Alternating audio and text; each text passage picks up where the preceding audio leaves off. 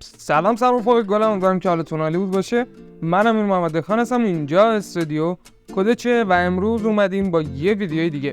تو این ویدیو قراره که با هم دیگه بریم یاد بگیریم که چطور میتونیم یه لوگوی خیلی خفن رو بسازیم. اول میریم توی یه وبسایت با هم دیگه این کارو میکنیم و بعدش میریم از هوش مصنوعی کمک میگیریم که تا انتهای این ویدیو با من همراه باشید. لایک، سابسکرایب و کامنت یادتون نره. زنگوله رو بزنید که هر وقت ویدیو جدید گذاشتیم با خبر بشید. خب بریم توی مرورگرمون و وبسایت برند کراود رو سرچ میکنیم. به همین لینک اول کلیک میکنیم و وارد وبسایتمون میشیم. رفقا، این وبسایت برند کراوده که از شما با گرفتن نام برندتون و همچنین اون توضیحاتی که راجع به برندتون دارید میتونید یه لوگو خیلی جالب برای خودتون طراحی کنید که خب واقعا به نظر من چیز خیلی خوبیه. بریم با هم دیگه یه تست بزنیم. برای این مثال من می‌نویسم مثلا بذارید برسیم کدچ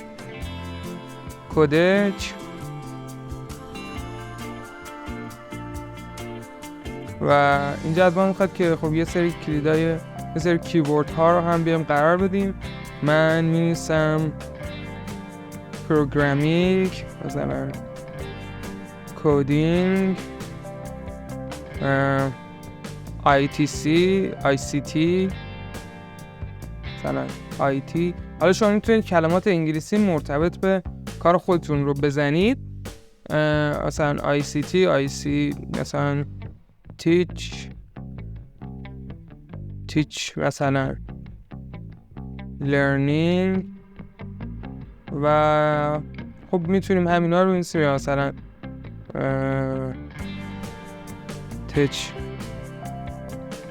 تکنولوژی. حالا بکنم تکنولوژی هم اشتباه نوشتم و بریم کانتینیو رو بزنیم. خب ببینید که لوگو رو اومد و برای ما جنریت کرد. خب این در اصل میاد چیکار میکنه؟ حالا من بخوام توضیحاتی راجع به این وبسایت بدم، اینه که خب فرض کنید اینها هزاران طرح آماده دارن و خب نسبت به اون چیزایی که شما میگید حالا یه ابزاری دارن و با ترکیب اینها میان و یک سری لوگوها رو توی یه سری لایه‌های مختلف کنارم قرار میدن و این لوگوهای جالب رو برای ما جنریت میکنن. حالا اینجا یه امکان برای ما داره که خب ما میتونیم این لوگو رو به اصطلاح بر خودمون دلخواهش کنیم، ببینیم خب چه مدلی باشه، چه رنگی باشه، مثلا پرپر بلو ببینیم که خب توی طیف رنگی مثلا آبی و بنفش باشه. خب مثلا میتونیم بگیم که این انتزاعی باشه، میتونیم بگیم مثلا این مسکوت باشه که بالا این شکلکه داره، ببینید این حرف میشه شکلک داره، مثلا این مدلی باشه و خب فیلترهای زیادی داره واقعا. مثلا کسایی که کلاسیک باز هستن مدل کلاسیک باشه، مثلا دانشگاه هاروارد که اگه دیده باشید به چه صورت هست، خب اینو به این صورت هست که حالا من خودم روی نظرم روی این اولی هست. خب ابسترکت باشه و یه لوگوی انتزاعی به ما بده. خب این لوگوها رو اومده و به ما پیشنهاد میکنه. حالا من اینو بزنم تا اصلش بود. بله خب میاد یک سری لوگو رو به ما پیشنهاد میکنه و خب بذارید یکیش رو با هم دیگه انتخاب کنیم. بالاخره این قشنگ. خب از ما میخواد که وارد بشیم، کانتینیو وید گوگل رو میزنیم و با اون حساب گوگلی که داریم به این وبسایت وارد میشیم که حالا اون حسابی که داریم برامون ساخته بشه. خب میگه کدوم یکی از اینها رو میخوای؟ من میگم خب این خیلی قشنگ تره، این رو انتخاب میکنیم. خب حالا این لوگو رو برای ما بالا آورد. خب ما میتونیم خب دستمون توی این وبسایت خیلی بازه. میتونیم خیلی کارا رو انجام بدیم، فونت عوض کنیم، همه چیزو میتونیم عوض کنیم. ولی خب من میخوام این رو به صورت خام داشته باشم. میتونیم این رو پاک کنیم، این رو بیاریم وسط و البته فکر کنم توی فرآیند دانلود یه خورده بخواد اذیتمون کنه که بله اینجا خب میگه باید یه هزینه پرداخت کنید و باید اینو به اصطلاح بخرید از ما و این داستانا که خب ما هم این کار رو نمی کنیم. حالا اگه چون که ما توی ایران هستیم و یه سری شرایط داریم که نمیتونیم این پرداخت رو انجام بدیم، به خاطر همین با کلیدهای Shift واین و S میایم و این رو کپی میگیریم. این شد. حالا من چون که فکر کنم دارم ضبط میکنم این فرآیند برامون نمیاد، ولی خب شما دیگه میتونید این رو اسکرین شات بگیرید و ببرید توی فتوشاپ دیگه، حالا اون فرآیند روش انجام بدید و با یا حالا هوش مصنوعی یا یه داستان دیگه یه خوردم کیفیتش رو ببرید بالاتر و کار به هر حال کارتون در میاد. چون من خب خودم قبلا از این برای حالا یه پروژه حالا یه جشنواره ازش استفاده کردم، خب خیلی جالب بود برای من و خیلی کار راه اندازه. حالا برای کسی که میخوان شروع کنن و این داستان ها خب خیلی میتونه مفید باشه. بریم سراغ وبسایت دوم که در اصل همون کوپایلوت هست. کوپایلوت هوش مصنوعی به اصطلاح مایکروسافت هست و خیلی هم قدرتمنده. یعنی شما هر چیزی رو که بخواید این هوش مصنوعی میتونه در اختیارتون قرار بده و واقعا عالیه. خب اگه برین اینجا توی این بخش دیزاینر میتونید هر عکسی هر چیزی که بخواید رو با این جنریت کنید. برای مثال generate logo name من اینو با براکت جدا میکنم. کدش برای مثال مینیمالیستیک خودش میبینید بهتون پیشنهادم میده. مینیمالیستیک مثلا no more person و آره ITC رو هم بنویسم. ITC programming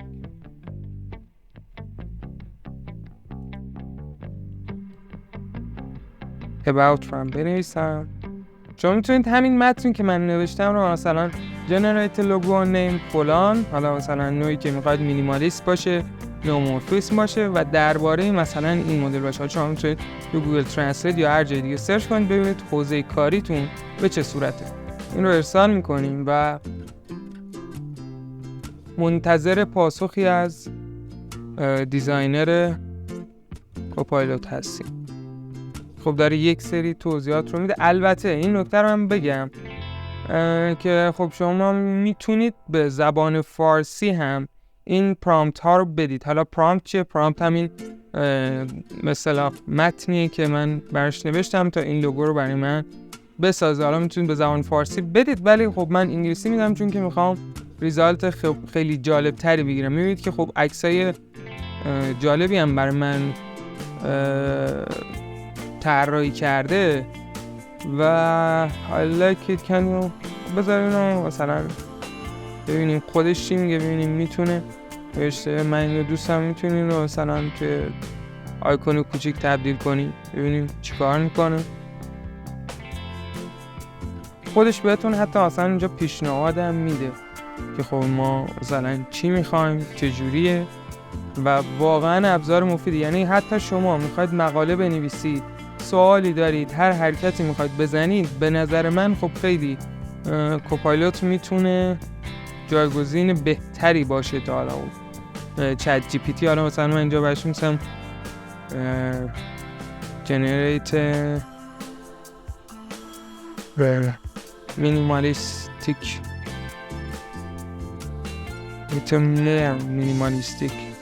لوگوست و باید همینجوری باهاش بازی کنید. حالا من هم انگلیسی می‌نویسم چون که تاثیر بهتر داره، ولی خب شما مثلا بنویسید یه چیز خیلی مینیمالیست تر به این بده، میتونه براتون این رو جنریت کنه. حالا منتظریم که برامون بسازه ببینیم چی کار میکنه. و خب خلاصه کلا فرآیندش اینجوریه، یعنی اینقدر باید این فرآیند رو ادامه بدید تا یه لوگو خفن بهتون بده. مثلا همین لوگو رو ببینید، اینو من اوپن لینک این نیو تاب میزنم. حالا بیاتش این رو برای دانلودش بکنم باید روش کلیک کنین تا بیاد بالا. اینجا هم فکر کنم آره اومده بالا. خب اینجا میتونید استایل های مختلفی رو بهش بدید خب و میاد مثلا با این سبک و سیاق هایی که شما میخواید براتون باز دوباره بازطراحیش میکنه که خیلی باحاله. مثلا این استایل رو بیایم با هم دیگه تست کنیم ببینیم که چه شکلی میشه.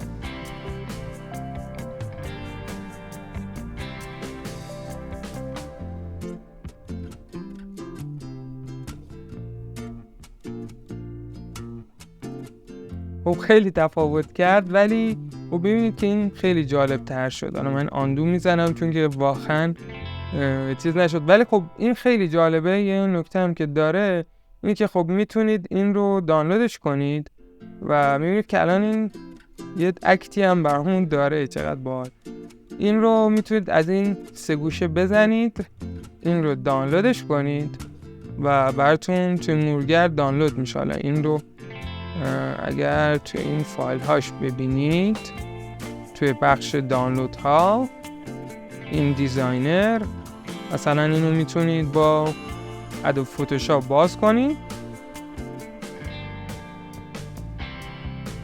یا حالا ادوب فتوشاپ هم دیگه میتونید برای خودتون فکر کنم باهاش آشنا هستید، میتونید حالا نسخه‌های مختلفش رو نسبت به سیستمی که دارید اجرا کنید. حالا سیستمتون اگر ضعیفه خب سعی کنید از ادوب فتوشاپ CC 2016 استفاده کنید، یا اگه یه خورده سیستم متوسطی دارید میتونید از ادوب فتوشاپ 2018 یا 2019 استفاده کنید.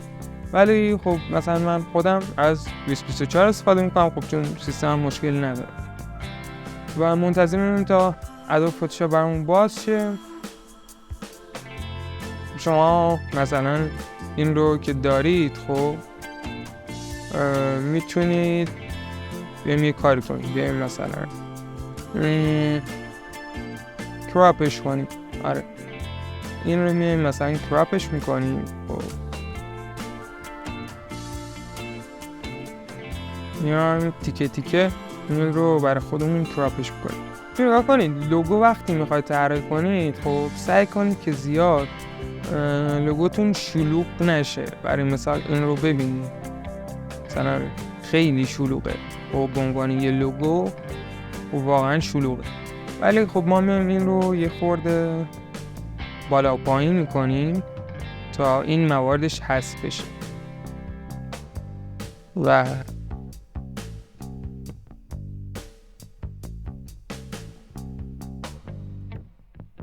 برای مثال به همچین لوگویی میرسیم که خب واقعا به نظر من لوگوی قشنگه. این موردشو بی خیال فکر کنم به خاطر ادوب فتوشاپه که خب حالا میتونید یه همچین کارو باش انجام بدید. من اینترنتم بس بود این ادوب فتوشاپ یه خورده اذیت کرد، ولی خب آره این بود از کاری که امروز قرار بود انجام بدیم. به نظر خودم که خب چیز جالبی شد. حتی میتونید از این المان هایی رو هم که اینجا مثلا طراحی کرد، مثلا این نیست رو هم به عنوان لوگو انتخاب کنید، این مداد، این دفتر، و میتونید از تمام اجزای این به اصطلاح عکس به عنوان لوگو تو استفاده کنید. حتی این رو هم خیلی قشنگه.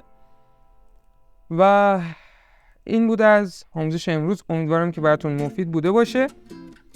حالا اگه دوست داشتید ویدیوهای قبل رو هم ببینید که حالا درباره ساخت پاورپوینت بود، درباره ساخت اصلا همچین والپیپری بود، توی همین پلیلیست هستن میتونید ببینید.